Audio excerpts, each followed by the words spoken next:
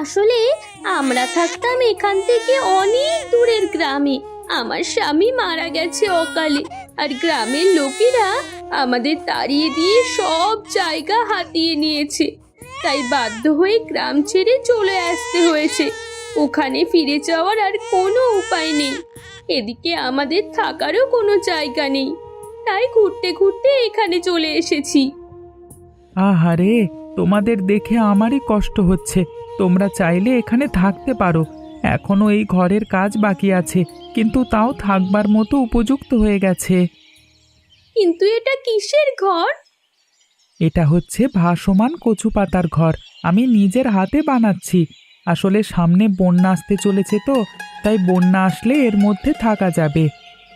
উম, কিন্তু কিন্তু আপনি আমাকে সাহায্য করতে চাইছেন? কোনো চিন্তা নেই, আমাকে অচেনা মানুষ ভেবে বিশ্বাস করো আর না করো, কিন্তু এই কচি ছেলেটার মুখের দিকে চেয়ে আমি আমি এই আশ্রয়টুকু দিচ্ছি, তুমি থাকো। বড় দয়া আপনার মনে। ঠিক আছে, আপনার যখন দয়া হয়েছে আমি এখানেই থাকবো। আমি ঘরের ভেতর থেকে খাবার পাঠিয়ে দেব।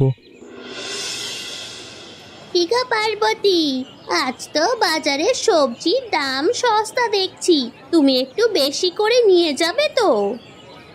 সব সময় তোমাদের আমার দিকে নজর কেন গো? নিজেরাও তো একটু বেশি করে নিতে পারো।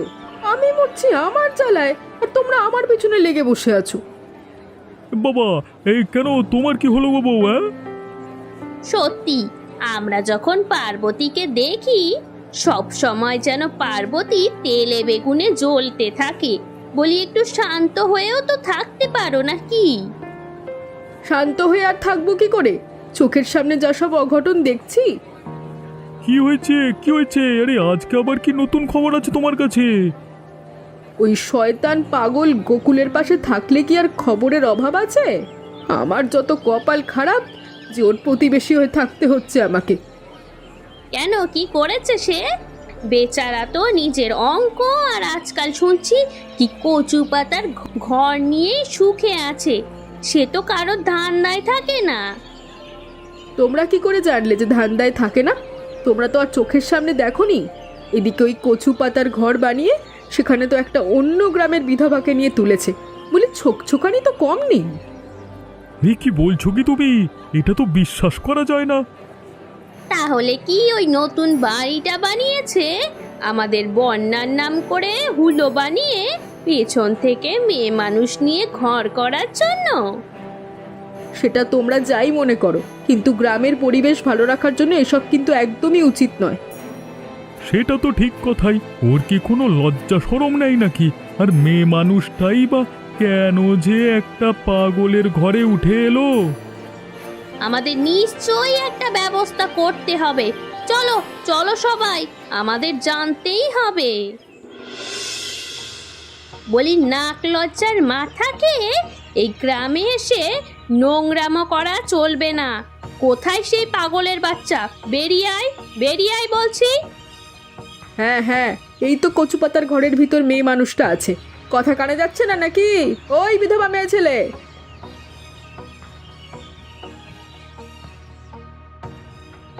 নিজের স্বামীকে মেরে পাগলের ঘর গোছাতে এসছিস? নিজের গ্রামেই চরিত্রের জন্যই তো জায়গা হয়নি, সেজন্য আমাদের গ্রামকে খারাপ করতে এসছিস তুই? তোমরা কি কথা বলছো কাকে?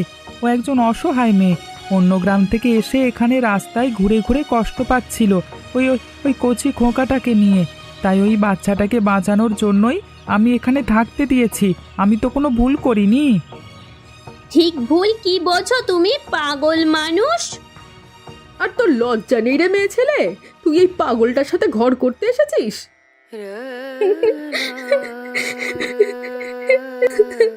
তোমরা এরকম করে কথা বলো না গো। আমি কারোর সাথে ঘর করতে আসিনি। আমি বড় অসহায়। আমি নিজেও এখানে থাকতে চাইনি, কিন্তু আমার খোকাটা মরে যেত। যদি আমি এখানে না আশ্রয় নিতাম, আমার সত্যি খোকাটা মারা যেত। তোমরা এরকম পাষাণ কেন গো? যখন ও রাস্তায় ঘুরে ঘুরে কষ্ট পাচ্ছিল তখন তো কেউ ওকে সাহায্য করনি। বা ওর খোকাটাকে একটু দুধ জলও দাওনি? তাহলে এখন তোমাদের গায়ে ঝাল লাগছে কেন? দেখেছো ওই পাগল কিরকম ভালো ভালো কথা বলছে এখন? কেন তোর অঙ্ক এখন সব বন্যার জলে ভেসে গেল নাকি? ওগুলোকে না ছিনালি বলে রে। ভেতরে ভেতরে নোংরামো ভরে রেখেছে আর আমাদের চোখে পাগল সেজে ঘুরে বেড়ায়। আমাকে ক্ষমা করে দিন, আমার জন্য ওনাকে কিছু বলবেন না। আপনারা বিশ্বাস করুন, আমি আমি মানে আমার খোকাটা একটু ঠিক হয়ে উঠলেই আমি চলে যাব, আপনাদের কথা দিচ্ছি। ভাগো বলছি এখান থেকে, ভাগো। আমি পাগল না, তোমরা পাগল। উল্টোপাল্টা কথা বলতে এসেছে এখানে। একদম উল্টোপাল্টা কথা বলবে না বলে দিচ্ছি। আমি তোমাদের খাই না পড়ি যে আমি তোমাদের কথায় চলবো? তোমরা এখানে স্কুল বাড়ি খুলে বসোনি যে আমাকে তোমাদের কাছে শিক্ষা নিতে যেতে হবে। যত সব। ওরে বাবা রে, পাগল তো তেড়ে আসছে রে। পালাও পালাও, কামড়ে দেবে কামড়ে দেবে। আর শোনো তুমি, আমাদের গ্রামের লোকজন হচ্ছে 1 নম্বরের স্বার্থপরের জাত। ওরা যা বলবে একদম ওদের কথায় কান দেবে না। তুমি নিজের কাজ করো। বন্যা আসতে আর বেশি দিন বাকি নেই। আমাদের সব কিছু গুছিয়ে নিতে হবে। মাত্র 25 দিন বাকি। 25টা দিন কষ্ট করে নাও, তারপর দেখবে ওই শয়তানদের দল আমাদের পায়ে এসে পড়বে। তখন দেখাবো মজা। আচ্ছা, একটা কথা বলবো আপনাকে, মানে একটা কথা জিজ্ঞাসা করব। হ্যাঁ বলো, কি বলবে? আপনি কি সত্যি সত্যি পাগল, না মানে গ্রামের লোকেদের দিকে তেড়ে গেলেন? আমার কিন্তু দেখে বেশ হাসি পাচ্ছিল। আরে বাবা, গ্রামের লোকে তো তাই বলে। আর তাছাড়া পাগলই হই বা যাই হই, আমি অঙ্ক করতে জানি। আকাশ দেখে বা বাতাসের গতিবেগ বুঝে বলে দিতে পারি পরিবেশ এখন কেমন আছে বা কোন দিকে যাবে। নদীর জল দেখে আমি বুঝতে পারি বন্যা আসবে নাকি খরা হবে। তাহলে তো আপনি পাগল নন, আপনি শহরে অনেক উচ্চ শিক্ষিত মানুষদের থেকেও বেশি জ্ঞানী। নিজের জ্ঞান কখনো আমি লোকের কাছে জাহির করি না। তা লোকে যা ভাবে ভাবুক, আমার কিছু যায় আসে না। আপনার কি মনে হয় বন্যাটা সত্যি আসবে? তা নিয়ে কোনো সন্দেহ নেই। তাহলে তো সবার অনেক ক্ষতি হবে। তবে ওরা আপনার মর্যাদা ঠিক বুঝতে পারবে একদিন, আমি জানি। হ্যাঁ, সেসব কথা আমি ভাবি না। তবে বন্যার পর সবাই বুঝতে পারবে নিজেদের ভুল, সেটা আমি বেশ ভালো করেই বুঝতে পারছি। তবে কালকে থেকে কিন্তু তুমি আমাকে মন দিয়ে সাহায্য করবে। আসলে আমি নিজে একটা সহকারী খুঁজছিলাম, তাই ওপরওয়ালা তোমাকে পাঠিয়ে দিয়েছে। ওই ঘরটা তৈরি করে ফেলতে পারলেই তো আমরা বেঁচে যাব। হ্যাঁ হ্যাঁ, তখন দেখবে যে গ্রামের বিপদে পড়ে অনেক মানুষ এসে সেখানে জুটেছে। যারা তোমাকে এখন অপমান করে গেল, তারাও দেখবে নিজের নাক লজ্জার মাথা খেয়ে প্রাণের দায়ে এসে জুটবে ওখানে। যাই হোক, এখন খাওয়া দাওয়া করে নিন, কাল সকাল থেকে আমরা কাজে লেগে যাব। ওটা তৈরি করে ফেলতে হবে তো। ভাই, আকাশের যা অবস্থাই তো দেখছি এমনি এমনি থামবে না। হ্যাঁ, আমি নিজের চোখে দেখে এসেছি খানিকক্ষণ আগে যে নদী ভীষণভাবে ফুলে উঠেছে। আমি জন্মেও নদীকে এত বড় হয়ে ফুলতে দেখিনি। তার মানে তো নদী এবারে গ্রামের মধ্যে আছড়ে পড়বে। এমনিতেই বৃষ্টিতে আমাদের চারিদিকে জল জমতে শুরু করে দিয়েছে। এবার আমাদের গর্দর সব ভেসে যাবে মনে হচ্ছে তো। পাগল ঠিক কথাই বলেছিল দেখছি। ঘরদরের কথা ছাড়ো, নিজেরা বাঁচবো কিনা সেটাই তো বুঝতে পারছি না। কিন্তু দেখো, ওরা নিশ্চিন্তে এখনো ঘরের ভেতরে আছে।